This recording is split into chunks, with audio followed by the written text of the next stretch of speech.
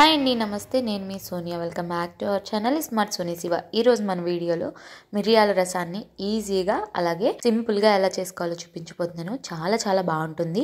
ఈ వెదర్కి ఇలా వేడివేడిగా మిరియాల రసం చేసుకొని తింటే గొంతుకి చాలా హాయిగా ఉంటుంది. దగ్గు జలుబు కూడా చాలా రిలీఫ్ ఇస్తుంది అనమాట. అలాగే పిల్లలు సైతం ఈ రసాన్ని ఇష్టంగా తినే విధంగా చూపించబోతున్నాను. సో వీడియోని స్కిప్ చేయకుండా లాస్ట్ వరకు చూసేయండి.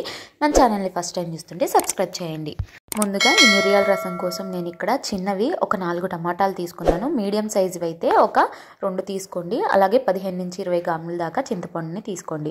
చింతపండుని బాగా కడిగేసుకోవాలి. టమాటాలను కూడా కడిగేసుకొని ముక్కలుగా కట్ చేసుకొని ఇలా మిక్సీలో వేసుకొని కచ్చా పచ్చాగా ఇలా మిక్సీ పట్టుకోవాలి. అంటే కోర్స్గా మిక్సీ పట్టుకోవాలి.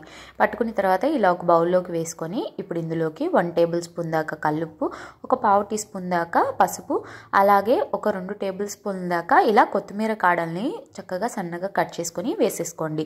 ఇలా కొత్తిమీర కాడలు కూడా వేసుకున్న తర్వాత ఇందులోకి 1 కప్పు దాకా నీళ్ళని వేసుకోవాలి. నీళ్లు వేసుకున్న తర్వాత టమాటా గుజ్జుని ఈ నీళ్ళలో చక్కగా కలిసే విధంగా ఇలా చేత్తోనే కలుపుకుంటూ ఇలా చక్కగా నేను వీడియోలో చూపించిన విధంగా ఇలా రబ్ చేసుకుంటూ టమాటా చింతపండులోంచి గుజ్జు మొత్తం ఈ నీళ్ళల్లోకి చక్కగా దిగేంత వరకు ఇలా పిప్పి సపరేట్ అయ్యేంత వరకు బాగా ఇలా కలుపుకుంటూ ఇలా స్మాష్ చేసుకోవాలన్నమాట. ఇలా పిప్పి సపరేట్ అయిపోయిన తర్వాత ఇప్పుడు ఇందులోకి ఒక 3 కప్పుల దాకా నీళ్ళు వేసుకోవాలి.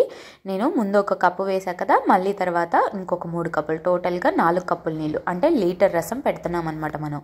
ఇప్పుడు ఒకసారి బాగా కలిపేసుకొని దీన్ని పక్కన పెట్టుకోండి. ఈ లీటర్ రసానికి రసం పొడిని చూపించబోతున్నాను. ఇప్పుడు ఒక ప్లేట్ తీసుకొని అందులోకి 2 టీ స్పూన్ల దాకా మిరియాలు, అదే క్వాంటిటీతో 2 టీ స్పూన్ల దాకా జీలకర్ర కూడా వేసుకోవాలి.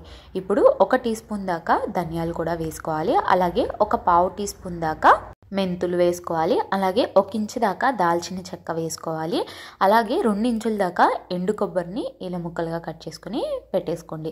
అలాగే ఒక 10 నుంచి 15 వెల్లుల్లిపాయలను కూడా ఇలా చక్కగా పీల్ చేసేసుకొని పెట్టేసుకోవాలి. ఇప్పుడు ఈ డ్రై ఇంగ్రీడియంట్స్ని ఒకసారి మిక్సీ పట్టుకున్న తర్వాత వెల్లుల్లిపాయ ఎండు కొబ్బరి వేసుకొని ఇలా నేను వీడియోలో చూపించిన విధంగా ఇలా మిక్సీ పట్టుకోవాలి. అన్నీ ఒకేసారి వేసేస్తే మనకి డ్రై ఇంగ్రీడియంట్స్ అనేవి పొలుకులుగా ఉంటాయి అన్నమాట. సో అందుకని ముందు వాటిని ఒకసారి కోర్స్గా బ్లెండ్ చేసుకున్న తర్వాత వేసుకోవాలి. ఇలా పొడి చేసుకున్న దాన్ని గిన్నెలో పెట్టుకొని పక్కన పెట్టుకున్న తర్వాత ఇప్పుడు స్టవ్ మీద రసం తాలింపు కోసం ఒక గిన్నె పెట్టుకోండి. అందులోకి 1 టేబుల్ స్పూన్ దాకా ఆయిల్ వేసుకొని అందులోకి జీలకర్ర, ఆవాలు, ఎండుమిర్చి వేసుకొని వీటిల్ని కొంచెం ఫ్రై చేసుకోవాలి. ఇవి ఇలా కొంచెం ఫ్రై అయిన తర్వాత ఇందులోకి సన్నగా స్లైసెస్లా కట్ చేసుకున్న పచ్చిమిర్చిని 2 లేదా 3 ఇలా వేసేసుకోండి. వేసుకున్న తర్వాత ఒక 2 రెమ్మల దాకా కరివేపాకు కూడా వేసుకొని ఒకసారి అంతా ఫ్రై చేసుకోవాలి. అంటే పచ్చిమిర్చి అనేది పచ్చివాసన పోయి ఫ్రై అయ్యేంత వరకు ఫ్రై చేసుకున్న తర్వాత ఇందులోకి మనం ముందుగా మిక్సీ పట్టి పెట్టుకున్నాం కదా రసం పొడిని, ఆ రసం పొడిని కూడా వేసుకొని పచ్చివాసన పోయేంత వరకు అంటే ఒక 1/2 నిమిషం పాటు ఈ నూనెలో వేయించుకోవాలి. మరీ ఎక్కువ వేయించకూడదు.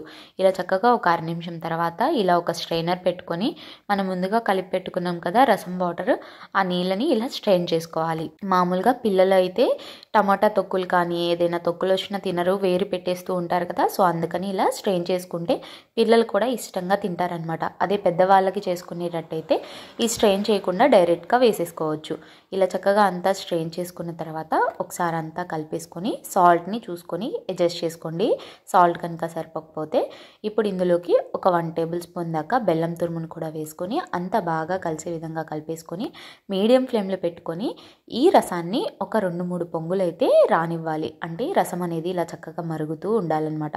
ఇలా చక్కగా మరుగుతున్నప్పుడు సన్నగా కట్ చేసుకున్న 2 టేబుల్ స్పూన్ల దాకా కొత్తిమీరను కూడా వేసుకొని అంతా ఒకసారి కలిపేసుకొని స్టవ్ ఆఫ్ చేసుకొని దించేసుకోవడమే. అంతేనండి, మన మిరియాల రసం అయితే రెడీ అయిపోయింది. గొంతుకి చాలా హాయిగా ఉంటుంది. దగ్గు కానీ జలుబు కానీ చేసినప్పుడు చక్కగా ఈ రసం పెట్టారంటే పిల్లలు కూడా చాలా ఇష్టంగా తింటారు. అలాగే నాన్ వెజ్కి చేసుకున్నప్పుడు కూడా సైడ్ డిష్గా ఈ రసం చాలా బాగుంటుంది. సో తప్పకుండా ట్రై చేయండి. ఈ చలికాలంలో ఈ రసం తినడం వల్ల ఇమ్యూనిటీ వస్తుంది. అలాగే గొంతు నొప్పి ఉన్నా లేదా దగ్గు జలుబు ఉన్నా ఉపశమనం కూడా అనిపిస్తుంది అనమాట. సో తప్పకుండా ఈ ఈజీ సింపుల్ మిరియాల రసాన్ని మీరు కూడా తప్పకుండా ట్రై చేసి మీకు ఎలా కుదిరిందో మీ ఫీడ్బ్యాక్ని నాతో షేర్ చేసుకోవడం అస్సలు మర్చిపోద్దు. ఈ వీడియో అయితే నచ్చిందని అనుకుంటున్నాను.